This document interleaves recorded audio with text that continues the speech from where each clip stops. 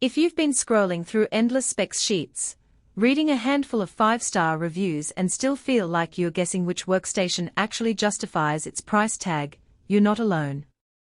The truth is, most listings sound the same until you picture how the machine will sit on your desk, how it will handle the files you throw at it, and whether the extra bucks will actually save you time. Link is in the description if you want to check the product details on Amazon. So why am I focusing on the Dell Precision 30003660 today? Because it's positioned as a ready-to-go workstation for people who need serious compute power without the hassle of picking and pairing components themselves. I dug into a mix of professional forums, a few recent workstation buyer guides, and the handful of verified user ratings that exist for this model. The consensus is that the 3660 lands right in the sweet spot for creators and engineers who need a strong CPU and plenty of RAM, but don't necessarily require a monster GPU right out of the box. Let's start with the everyday workflow. Imagine you're a freelance video editor who routinely works with 4K footage in Premiere Pro. The 12-core i7-12700 at 2.1 GHz, when combined with 32 GB of DDR5 RAM, gives you a noticeable lift when you're rendering a timeline or applying a series of color grades. In the real world, that translates to a 20–30% reduction in export times compared with a typical office-class desktop.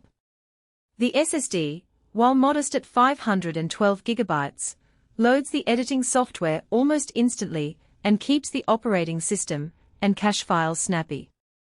For a typical project that's a couple of 100 GB in size, you'll find yourself comfortably within that storage envelope, especially if you offload final exports to an external drive, or NAS.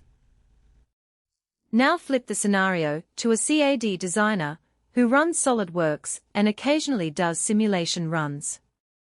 Those simulations are heavily CPU-bound, meaning the extra cores in the i7 really shine.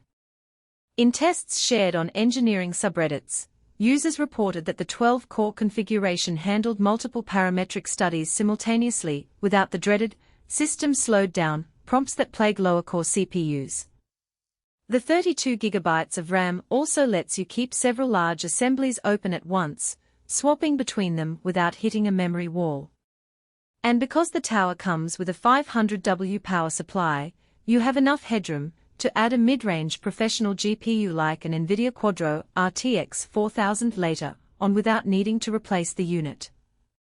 The real hidden trade-off here is exactly what you're not seeing on the front page. The base model does not ship with a dedicated GPU. Dell expects most buyers to either install their own or pair it with an entry-level card for basic 3D work. If your day-to-day includes heavy GPU rendering, think Blender cycles, or real-time ray tracing, you'll have to budget extra for that add-on. Similarly, the 512 GB SSD can feel cramped if you're storing raw footage, large 3D assets, or a full suite of development environments. The good news is the tower has multiple drive bays, so expanding storage is straightforward, but it does mean an additional purchase and a bit of DIY. Who should press the buy button? If you're a freelancer, a small studio, or an in-house engineer who needs a reliable workstation that can handle multitasking across CPU-intensive applications, the Precision 30003660 is a pragmatic choice. Its out-of-the-box performance will let you work on high-resolution video, large CAD assemblies, or multiple virtual machines without constantly watching the task manager for bottlenecks. The inclusion of a 500W PSU also future-proofs the box for a decent professional GPU, which is a nice upgrade path if your workload evolves. On the other side of the ledger, skip this model if you're primarily a graphics-heavy gamer, a VFX artist who leans on GPU-accelerated rendering, or someone who expects a massive amount of storage from the start. In those cases, you'll likely spend more on a system that bundles a stronger graphics card and larger internal storage, which could end up costing more than a single purchase of a higher-end workstation.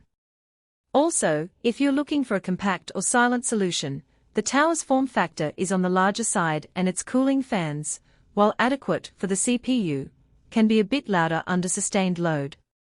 A quick glance at the user rating 5 stars from 8 verified buyers doesn't paint a perfect picture, but it does suggest that those who have taken the plunge are generally happy with the value they got.